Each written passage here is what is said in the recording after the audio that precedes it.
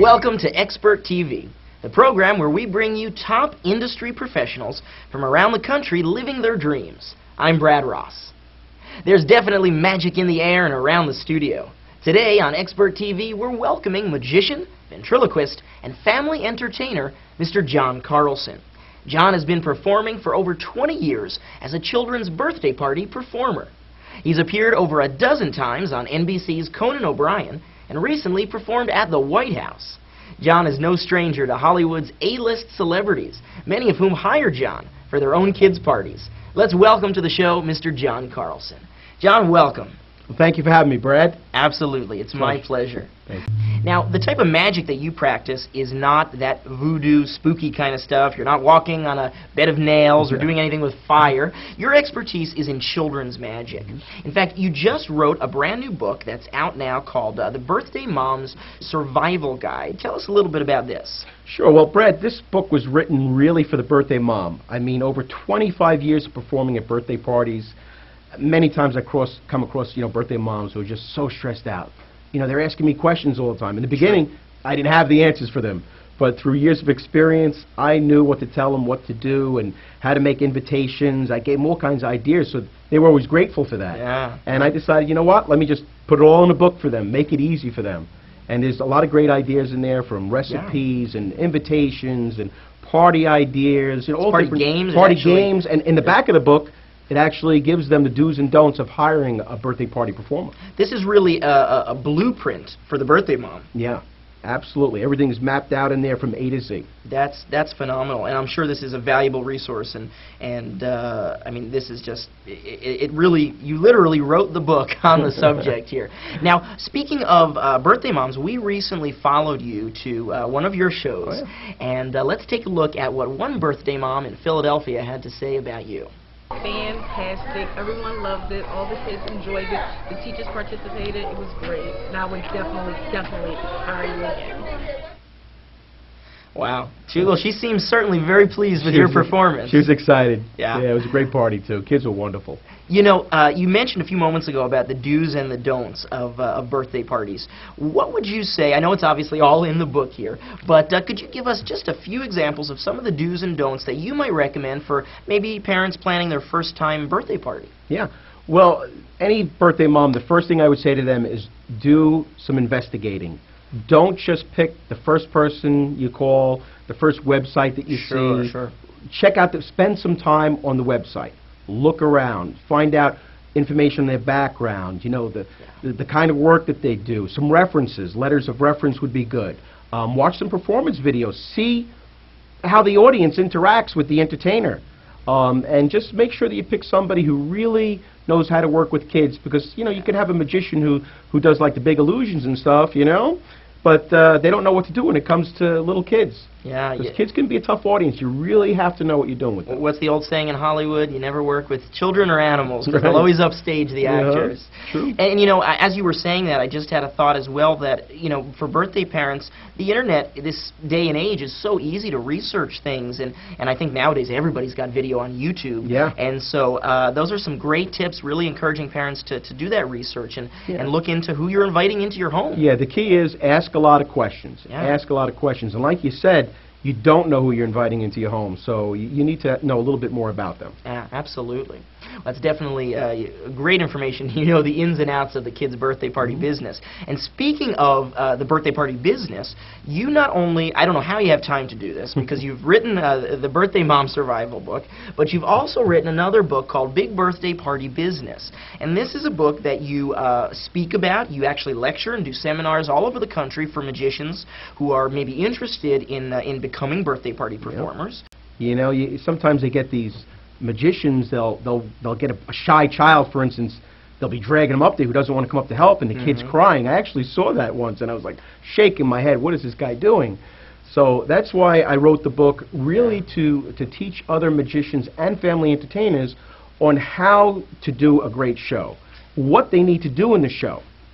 Yeah, and I mean, you know, I've had a chance to read this book, and it's just phenomenal. You really cover A to Z of this business, from, you know, everything from modern stuff like social media marketing, Right, to the goodie bags and the booking process. I mean, and you've got some great inspirational quotes in here too. So this is excellent. If we do have some aspiring birthday party magicians out there, what would be one of the best pieces of advice that you could give them about getting into this business? Well, first and foremost, you have to love working with children. If you're not good with kids, don't find another avenue, because it's just not going to work for you. Because kids, like I said, are a tough audience, and you know, you get the kids that sometimes the birthday mom gives them a whole bunch of food before, and they're all wound up, and if you don't know how to control them and set rules and set boundaries, and I'm talking about good boundaries where the kids want to be in, where they could really enjoy the show. So I would tell any magician or family entertainer out there is you got to love working with kids, and you got to have a great show. You have to be entertaining, engaging, and you really have to come across as a true professional, especially when the birthday mom, you know, because they're watching you the whole show, and you got to come across with a fantastic show. Well, you know, just listening to you talk, you obviously take very good care of the customers that you deal with. Yep. You're obviously very passionate about your profession, and I know you try and take extra special care of those people that come to you as a problem solver for their event, Right, for their child's party.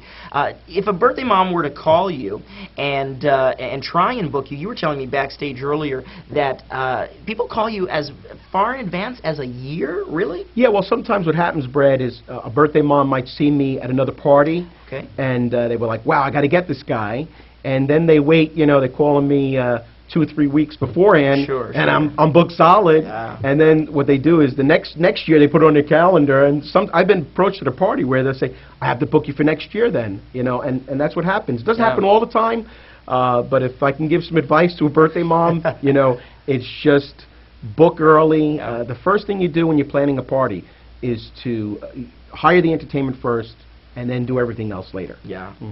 And so if someone were to call you in this case, if some of the birthday moms, or I guess dads too, Yeah, we've been yeah, talking a lot sure. about birthday moms, Yeah. but I know we've got Plenty of dads. plenty of dads calling out there for entertainment as well. If a mom or dad were to call you and they waited until it was too late in the game and you were booked up, are you going to have a whole bunch of disappointed kids and disappointed parents? What do you do in a situation to handle if someone can't book you? Well, I have a couple of magicians that I specially trained over the years to do pretty much what I do, and they're really good. And see, that's the thing. I spend time with these magicians. Sure, I actually go to parties with them. I see how they interact with the kids. Wow. If they don't meet Sort my of an audition. standards, it's sort of an audition, but the main thing is to see how they interact with the kids. Yeah. And, you know, they have to look the part, they have to be dressed nice, well-groomed, and, you know, I do my own background investigation, too. Well, that's important. That's Yep. really, like we said earlier, you've got to be careful who you're bringing into Yep. your homes. Absolutely. Now, you've actually been invited into some homes that are pretty spectacular. Some of the A-list celebrities in Hollywood and New York, and I don't want to infringe on their privacy by any means, but could you maybe share one of your experiences with a celebrity that just left an impression on you? Sure. I mean, Brad, there's just so many stories, wonderful stories that I have working with celebrities, but Lots of memories, I'm sure. Yeah, but the one that sticks out the most was the actor Jimmy Smits. Sure, yeah. You know, I just grew up watching him on, you know, L.A. Law, NYPD Blue, and the guy's fabulous in all the movies that he played in. So when I had this opportunity, I was a little bit nervous, you know, coming into the party to entertain his son. And when I got there, he was actually running late, and I was all set up and ready to do the show, and he comes walking in with these bags of all the party supplies, and he's wearing this hat and these dark sunglasses, and I remember my palms being a little sweaty, and Sure, you know, sure. but he came right in, walked over to me, introduced himself, and I said, "Oh, nice to meet you, Mr. Smits." He's, "No, call me Jimmy, call me Jimmy." And I was like, wow, Jimmy, you have to wear these sunglasses and hat all the time? And I remember him saying, you know, John, I have to worry when I don't have to do this anymore. He was a great guy. He autographed pictures for me, and it's fantastic. Wow. Good experience. Excellent, excellent. Well, it has been a true pleasure. Thank you for having me, my friend.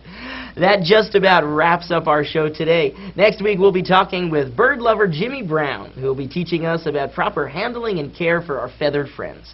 Till then, for Expert TV, I'm Brad Ross, saying excellence is not a destination, it's a continuous journey that never ends. Take care, and